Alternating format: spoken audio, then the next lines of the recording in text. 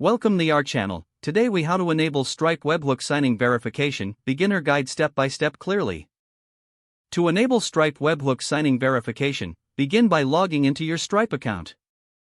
Navigate to the Developers section located in the left-hand menu. Select the Webhooks option from the drop-down. Click on the webhook endpoint that you want to configure. In the endpoint details, locate the signing secret section.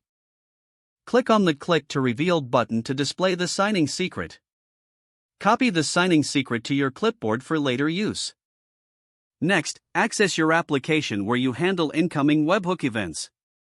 In your application, install the Stripe library if you haven't done so yet. For Node.js, use the command npm install Stripe. For Python, use the command pip install Stripe. Import the Stripe library in your application code.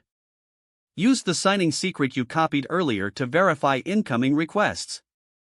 In your verification code, retrieve the Stripe signature header from the incoming request. Using the Stripe library, call the appropriate function to validate the signature. This function takes three parameters: the payload, the signature, and the signing secret. If the signature is valid, proceed to process the webhook event as intended.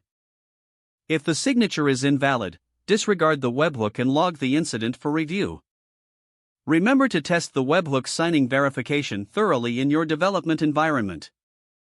After successful testing, deploy your changes to your production environment. Monitor your webhook events to ensure everything is functioning correctly. By following these steps, you will have successfully enabled webhook signing verification in your Stripe account. If the page does not load, refresh the browser or try again in a private or incognito window.